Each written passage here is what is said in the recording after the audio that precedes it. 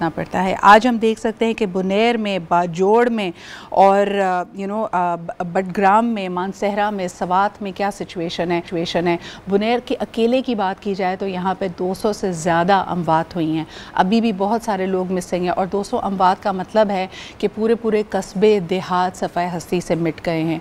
This is the time. मैंने कल भी एक पोस्ट लगाई कि क्लाउड्स आपसे निगोशिएट नहीं करते। ये जो आने वाली बरसात है, ये काली घटा है, ये this is the fury of nature. यानी उसने हमारी ज़्यादतियाँ, हमारी लालच को इतने सालों, इतनी दिहाइयों बर्दाश्त किया है कि now nature is punishing us for it. ये हमें सज़ा दे रही है हमारी कोताहियों की। लेकिन इसमें जो मासूम अमवात हो रही हैं, this is again a wake up call. ये हमारे लीडर्स के लिए एक वेकअप कॉल है कि अब सिर्फ the talk shop can not go on.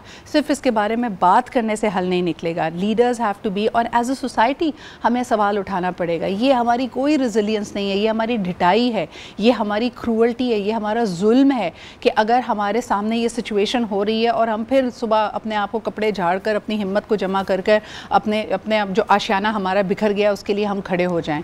We have to make concrete changes. अगर हम कराची में ये जिम्मेदारी देते हैं गवर्नमेंट के ऊपर कि आपने बरसाती नाले साफ़ क्यों नहीं किए, आपने कैपेसिटी को क्यों नहीं बढ़ाया, आप क्यों नहीं पाबंद करते यहाँ की पॉपुलेशन को कि वो माहौलियाती तब्दीली के लिए जो इशूज़ हैं, जो कवानीन हैं, उनकी पासदारी करें। आपने देखा कि हमारे यहाँ डिबेट एक अलग ही एंगल में बह रही है। वो तमाम चीज़ें भी इंपॉर्टेंट हैं। मिसाल के तौर पर गाड़ियों से निकलने वाली कार्बन एमिशंस। हमारे यहाँ 40 साल पुरानी गाड़ी भी इस वक्त सड़क पर है। गाड़ी कभी रिटायर ही नहीं हो रही है, उसका बॉडी पेंट कर देते हैं, उसको कहते हैं जी मॉडल 2025, लेकिन वो है असल में 40 साल पुरानी गाड़ी which is hazardous to everybody who is involved over there. लेकिन इसके बावजूद हमारे यहाँ डिबेट ये चल रही, जिरक वाली नंबर प्लेट जो कि अगैन पोलिटिसाइज हुई, जो कि अगैन एक एथनिक मुद्दा बनी। हमारे साथ इस वक्त फैजुल्लाह फिराक साहब मौजूद हैं जो कि तर्जुमान हैं गिलगित बल्तिस्तान के। आइए उनसे जानते हैं कि इस वक्त ऑन ग्राउंड क्या सूरत हाल है, and we are going to take it forward. अस्सलाम वालेकुम फैजुल्लाह साहब। वालेकुम अस्सलाम। फैजुल्लाह साहब, बहुत बहुत शुक्रिया हमें वक्त देने के लिए। बहुत ही दिलखराश मनाज़र हैं गिलगित बल्तिस्तान से।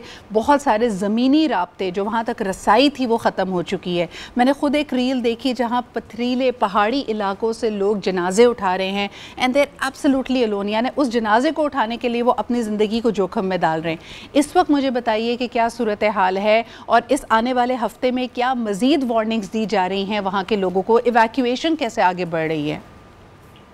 बिस्मिल्लाहिर्रहमानिर्रहीम। बहुत शुक्रिया। गिलगित बल्तिस्तान में इस वक्त जो है 3 तरह के यहाँ पे वो ऑपरेशन जारी हैं जी। जिस तरह आपने बताया कि मैयत को जिस तरह कांदा दिया जा रहा है, वो एक सर्च ऑपरेशन है। ज़िला के इलाका है, डाइन का इलाका है जहाँ पे तबाही आई है, सैकड़ों घर तबाह हुए हैं और वो सड़कें और पुल बह जाने की वजह से लोगों को वहाँ तक एक्सेस नहीं था। इसलिए वहाँ पे मुकामी रजाकार रिस्क 1122 डिजास्टर मैनेजमेंट और लोगों के खुद पैदल जाके वहाँ लोगों को उठा रहे हैं, जख्मियों को उठा रहे हैं और वहाँ पे सर्च ऑपरेशन भी जारी है, रेस्क्यू भी है और इमदादी कार्रवाइयाँ गिलगित बल्तिस्तान के तमाम 14 डिस्ट्रिक्ट में इस वक्त जारी हैं। लोगों को और सड़कों की बहाली, साफ पानी की बहाली, बिजली की बहाली के अलावा यहाँ कम्युनिकेशन की बहाली पर भी काम हो रहा है, क्योंकि गिलगित बल्तिस्तान भर में बहरान, सारे बहरान का सामना है, तमाम चीज़ों पर। फैजुल्लाह साहब, आपसे मेरी मुलाकात भी हुई थी पिछले 2 वर्ल्ड टूरिज़्म डे जो कि 27 सितंबर को मनाया जाता है। मेरे लिए बहुत बाइसे फ़ख्र बात थी कि मैंने ये दोनों दिन पिछले गुज़श्ता 2 सालों से गिलगित बल्तिस्तान में गुजारे, गिलगित के शहर में भी गुजारे, उसके बाद हम हुंजा भी गए और वहाँ पर जब हम लोकल से बात करते थे, मुकामी लोगों से बात करते थे, वो कई दफ़ा इस तरफ इशारा कर रहे थे कि टूरिज़्म के फ़रोग़ के दौरान कई ऐसे तरक्याती काम हो रहे हैं, जिस तरह इन्वेस्टमेंट आ रही है, ये ग्रोथ बेहंगम है। क्या आप समझते हैं कि देखिए माहौलियाती तब्दीली, मौसमियाती तब्दीली अपनी जगह, लेकिन जो तरक्याती काम हुआ था जिसमें कुछ नामवर होटल्स के भी नाम लिए जा रहे थे कि उनको ऐसी जगह कायम किया गया जो कि गलत थी, पहाड़ों को ऐसे काटा गया, दरख्तों को ऐसे काटा जा रहा है कि लैंडस्लाइडिंग का ख़तरा मज़ीद बढ़ रहा है। इस पर आप क्या कहेंगे? देखिए, ये सारी चीजें तो अपनी जगह पे मौजूद हैं, इसमें तो दो राय नहीं है जी। यहाँ डिफॉरेस्टेशन भी हुई है, यहाँ पे जो आबी गुजरगाहें थी वहाँ पे अब भी अमलाक बने हुए हैं, 50 साल पहले से उन्होंने बनाया है। कुछ ताज़ा भी बने होंगे, वो एक नंबर होटल्स भी कुछ ऐसे नशेबी इलाकों में बने हैं, 1-2 होटल्स हैं, वो तो इतने ज्यादा नहीं है। लेकिन ये चीजें तो अपनी कोताहियाँ, इंसानी ह्यूमन कोताहियाँ तो अपनी जगह पे है। जिस तरह आपने पहले बात की कि नेचर जो है हमसे रिवेंज ले रहा है, इंतकाम की बात तो अपनी जगह पे है, लेकिन गिलगित बल्तिस्तान जो है उसका लैंडस्केप आपको भी पता है बहुत मुख्तलिफ है। यहाँ पे 28,000 मुरब्बा मील का लगभग का इलाका है, 18-20 लाख की छोटी सी आबादी है और उसके अंदर 97% माउंटेन्स हैं, पहाड़ी है। यहाँ पे 8,000 यहाँ पे ग्लेशियर्स हैं। क्लाइमेट चेंज का सामना अपनी जगह पे है, लेकिन हमें 3 थ्रेट्स का यहाँ पे डायरेक्ट सामना है। एक ग्लोफ का अमल दखल है, क्लाउड ब्रस्टिंग का जो नया सिलसिला चल पड़ा है, फ्लैश फ्लड्स हैं, वो तीनों को हम फेस कर रहे हैं जिसमें इंसानी कोताहियां पिन्हा हैं। लेकिन अब इसका कम किस तरह सर वेकअप कॉल क्या होगी? आपने ये जो तीनों थ्रेट्स की बात की है, जो सबसे बड़े इस वक्त खदशात हैं, मुश्किलात हैं वहाँ की लोकल आबादी के लिए, रिलीफ एंड रेस्क्यू चल रहा है, रिहैबिलिटेशन के मरहले में आपको जाना पड़ेगा, इससे हमने सीखा क्या? क्या आपको लगता है सख्त कानून साजी की जाएगी, अब मज़ीद डिफॉरेस्टेशन की, मज़ीद इमलाक के बनने की, मज़ीद इस तरह की चीज़ों करने के लिए रोकथाम करेगी गवर्नमेंट? क्या गवर्नमेंट ने ये तहैया कर लिया है? देखिए, गवर्नमेंट ने इसमें 2 मुतबादिल वे निकाला है, इस पे बातचीत भी हो रही है। एक तो ये है कि ये जो आबादी गुजरगाहें हैं नेचुरल, वहाँ पे आइंदा किसी भी कंस्ट्रक्शन की इजाजत नहीं दी जाएगी। इससे बहुत सारे इलाकों में अब तक इन्हीं दिनों के अंदर दफा इम्पोज हुआ 144 और मजीद इलाकों में भी हम दफा लगाएंगे और कमलाक यहाँ पे तामीरात करने नहीं देंगे, पहली बात। दूसरी बात, डिफॉरेस्टेशन का एक हल है जिसको हमेशा इसको मिक्स करके बताया जाता है। एक वर्किंग प्लान होता है, एक डिफॉरेस्टेशन होती है, 2 तरह की चीजों का फर्क होता है। जब तक आप अल्टरनेट नहीं देंगे डिफॉरेस्टेशन नहीं रुकेगी। उसके लिए एक वर्किंग प्लान सुबह गवर्नमेंट ने लेके आया था। वर्किंग प्लान का मतलब ये होता है ओवर एज ट्री होती है, दरख्त होता है जो ओवर एज होता है, एक डेड फॉलन होता है जो जंगल में वैसे कट के पड़ा हुआ होता है। जब तक इन दोनों को बिल्कुल सही। फिराक साहब, मैं अब आपसे ना एक बड़ा हसास सवाल करने लगी हूँ, बहुत मोहतात होकर करूँगी, लेकिन बहरहाल ये सवाल करना बहुत अहम है। मैं जब भी गिलगित बल्तिस्तान की यूथ से बात करती हूँ, मकामी लोगों से बात करती हूँ, कम्यूनिटी लीडर्स से बात करती हूँ, वहाँ एक एहसास महरूमी भी है। क्या आप इसको महसूस कर रहे हैं? और बिलखुसूस इस क्राइसिस के वक्त में जहां मैं देख रही हूं कि अपनी मदद आपके तहत लोकल लीडर्स मुतहरिक हुए हैं, इंतज़ामिया और अमला भी मुतहरिक है, लेकिन क्या ये सेंटिमेंट मुकामी लोगों में पाया जाता है कि वफाक की तरफ से या बाकी इंतज़ामिया की तरफ से कुछ उनको इग्नोर किया जाता है, हक तलफी होती है? क्या एहसास महरूमी आप महसूस कर रहे हैं लोगों में? उनमें कोई गम गुस्सा है इस हवाले से? देखिए, लोगों की जज्बात अपनी जगह पे है, लोगों की कीमती जाने गई हैं। गिलगित पर में गुज़िश्ता दिनों से 45 लोग जो है इस सैलाबी तबाही से जाबाक हुए हैं। इसमें मुकामी रजाकार, मुकामी आबादी और टूरिस्ट शामिल हैं।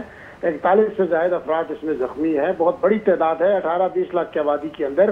तो लोगों के अपने जज्बात हैं। लोग तो हुकूमत से भी नाला बहुत सारे मकामात पे नजर आते हैं, उनके जज्बात हैं इमीडिएट। और देखें, वफाक के साथ हमारा गिलगित बल्तिस्तान का जो एक रिलेशन है वो अनमिट है, एक आइडियोलॉजिकल बेस पे है। लेकिन गिलगित बल्तिस्तान एडमिनिस्ट्रेटिव प्रोविंस है, दीगर सूबों से बहुत मुख्तलिफ है। ये सूबा वाहिद सूबा है जो इंतजामी और ग्रांट इन एड पे चल रहा है।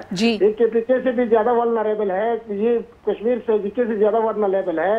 ये फिक्स्ड ग्रांट एंड एड पे चल रहा है। वहाँ पे अब सैलाबी तबाही के नतीजे में 25 से 30 अरब का जो इंफ्रास्ट्रक्चर का नुकसान हुआ है, इसको हम कहाँ से मैच करेंगे? एक सवाली निशान हमारे लिए भी है। हम कोशिश कर रहे हैं। वज़ीर-ए-आज़म पाकिस्तान ने गुज़िश्ते दिनों जी भी एक विजिट किया था, बहुत खुशाइन थी। लोगों के जख्मों पर उसने मरहम पट्टी करने की पूरी कोशिश की वफाक ने। लेकिन इस वक्त हम इस तरह की बातें बड़े बड़े सवाल हैं, बड़े गैप्स मौजूद हैं जिस पे तशवीश है और इन पे डायलॉग बहुत ज़रूरी है, बर वक्त डायलॉग बहुत ज़रूरी है। आखिरी सवाल करना चाहूँगी फिराक साहब, आपको लगता है रेस्क्यू एंड रिलीफ के लिए, बिकॉज जैसे आपने खुद कहा कि सड़कें नहीं थी, रसाई नहीं हो रही थी, तो बाकी जो रिसोर्सेज क्या वो बर वक्त मोबिलाइज किए जा सके थे? यानी जिसमें हम एयर लिफ्टिंग की बात करें, हेलीकॉप्टर्स की बात करें। देखें, गिलगित बल्तिस्तान में बर वक्त बहुत कुछ हुआ है, वो वक्त से पहले हुआ है। हमारी जो लोग हैं मुतासरीन हैं, हो सकता है कुछ इलाकों में नाकाफी हो, अब भी कुछ सड़कें तो बंद नहीं है। देखिए, गिलगित बल्तिस्तान में बहुत बड़ी शाहराहें जो हैं वो अफवाज पाकिस्तान के ताउन से यहाँ खोली गई है। जिस तरह शाहराह बल्तिस्तान है, वहाँ इंतजामिया और अफवाज पाकिस्तान ने उसको बहाल किया 6 दिन बाद। शाहराह रेशम है, 8 मकाम पे बंद थी, वो डब्ल्यू और जीबी गवर्नमेंट के ताउन से दोनों ने मिलकर, NHA का इसका रोल है, सब ने मिलकर इसको बहाल किया। शाहराह बाबूसर को बहाल किया। गिलगित बल्तिस्तान की सड़कें इस वक्त बहाल हो चुकी है। कम्युनिकेशन हमने बहाल कराने की पूरी कोशिश की है। 70% इलाकों में साफ पानी की फराहमी को यकीनी बनाया है।